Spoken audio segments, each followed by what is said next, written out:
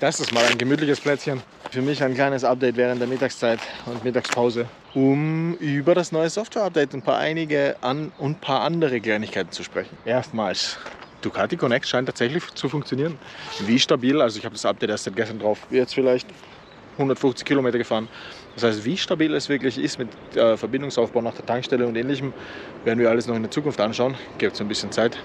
Das ist nur mal die Nachricht, dass es jetzt installiert ist. Ducati Link, tatsächlich auch noch nie ausprobiert. Schauen wir mal, was es kann. Okay, also Ducati Link scheint nicht zu funktionieren.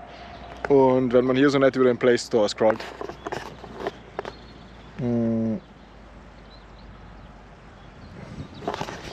sieht man hier eigentlich nur 1-Stern-Bewertungen und alle sagen, schließe mich meinen Vorrednern an, es funktioniert nicht.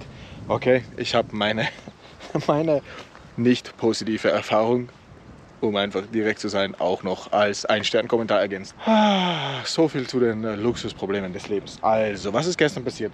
Genau, also erstens, dieser Bug, den ich bei meinem Moped hatte, ich würde es mal Bug nennen, dass die Handgriffe jedes Mal einfach wieder ausgeschaltet sind beim nächsten Mal. Also die Handgriffheizung, ich stelle sie auf Stufe 3 und nach dem Moped ausschalten und nach dem Moped wieder einschalten ist sie wieder aus. Ich habe eigentlich gehofft, dass das mit dem Update endlich erledigt ist, aber ist es nicht. Und zwar, ich habe gerade mein Moped gestartet und gestern bin ich definitiv mit Handgriffheizung gefahren und es ist ausgeschaltet gewesen.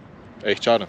Hallihallöchen, und zwar mittlerweile kann ich das bestätigen, und zwar Ducati München hat bestätigt, dass das quasi ein softwareseitiger Fehler ist und einfach die Umsetzung fehlt. Bedeutet, die Handgriffe sind tatsächlich jedes Mal wieder ausgeschalten, nachdem man die Zündung ausgeschalten hat und wieder eingeschalten dementsprechend. Genau, besonders störend im Frühjahr oder im Herbst, wenn man einfach bei kalter Jahreszeit unterwegs ist und dementsprechend eine kurze Pause macht, reicht schon, einfach einmal ausgeschalten, tanken oder ähnliches. Und es ist wieder kalt beim Losfahren, weil natürlich vergisst man es.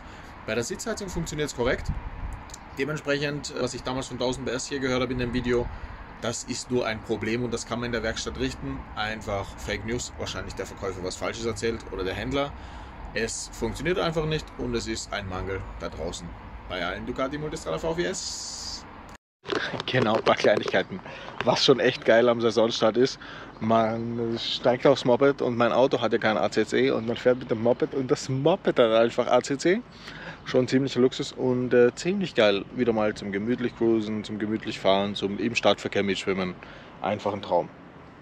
Einfach ein Traum, also das ist echt der Hit. Daneben, ich hatte das super großartige Vergnügen mit Ducati Rosenberg, ich habe es gestern schon erwähnt. Und sie haben mir erstens gesagt, meine Gabel vorne ist undicht, links und rechts, bin gespannt. Ich hoffe, das kann man jetzt nächste Woche in München fixen. Und ich hoffe auch, alles geht auf Garantie. Würde ich mal annehmen. Das neueste Software-Update, das so geil angepriesen worden ist, in diesem Video aufgespielt bekommen.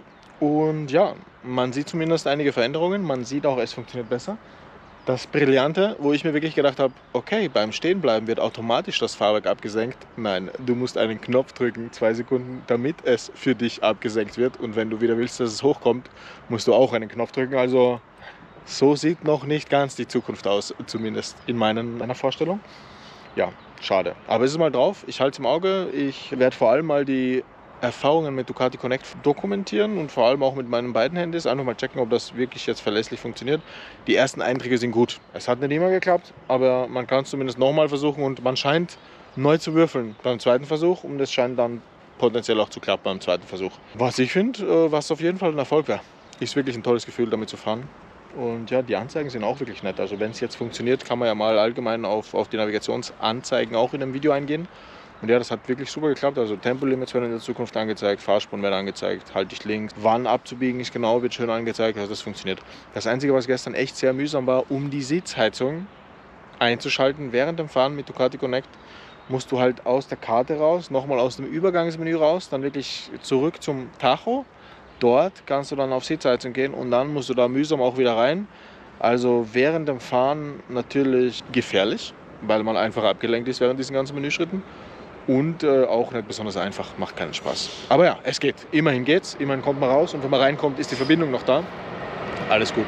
Ich hatte das mal bei einem Mountainbike auch, wenn die Dichtungsringe oben quasi undicht sind und einfach ein bisschen Öl aus der Gabel rauskommt, muss man in der Regel am ersten den Dichtungsring wechseln. Ich lasse die Werkstatt einfach die Fachanalyse machen, ich bin nur ein Laie.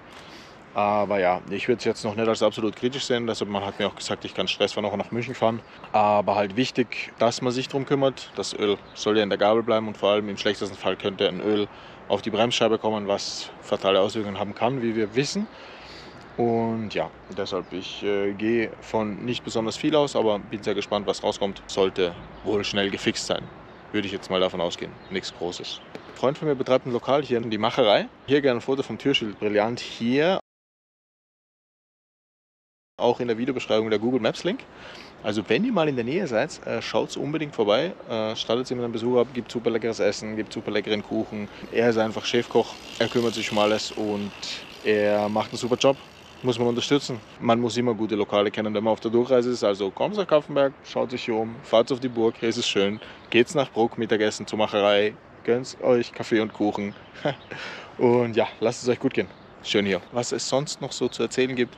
In nächster Zeit kommt auf jeden Fall mein 20.000 Kilometer Intensivtest, Review, whatever, however you call it, Video. Bin voll gespannt. Soweit wird es aber wenig zu berichten geben. Das Moped macht einen guten Job. Das Federbein ist undicht, aber dazu dann mehr. Danach noch ein Saisonupdate. Was ist dieses Jahr so alles geplant? Sind irgendwelche Events geplant? Sind irgendwelche großen Reisen geplant? Und natürlich noch das Ducati Connect Update. Verhält es sich so in der Praxis, nachdem ich es auch ein bisschen intensiver getestet habe, weil ja, bringt ja nichts, viel darüber zu quatschen, ohne viel zu wissen.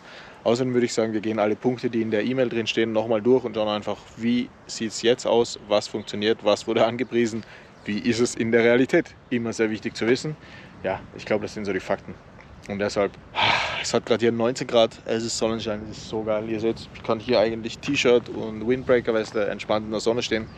Ich werde jetzt noch ein paar geile Kilometer machen, eine kleine Runde drehen, ein bisschen chillen und zeige euch vielleicht noch ein paar Eindrücke. Ansonsten, ich bin raus. Liebe Grüße, lasst ein Like und ein Abo da. Ich wünsche euch allen da draußen eine super gute Saison. Passt auf euch auf, kommt gut wieder heim. Und ja, das ist auch noch ein guter Punkt. Ich will auch mal so ein Saisonstart-Video machen. Ich habe so ein paar Routinen wie Achterfahren, Bremsen, Gas geben, alles mal ein bisschen durchtesten, schauen, wie verhält sich das Bike, wie fit bist du. Und ja, ich würde sagen, das ist für uns alle eine wichtige Introduction in die Saison. Geht es schön Piano an. Ich mache das immer, ich versuche es mir immer hinter die Ohren zu schreiben. Ganz langsam ein Piano anstarten, schön langsam rantesten.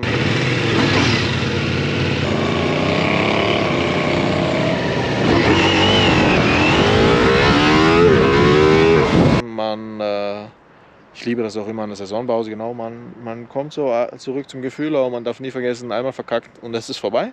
Also passt auf euch auf, fahrt vorsichtig, passt auf euch auf.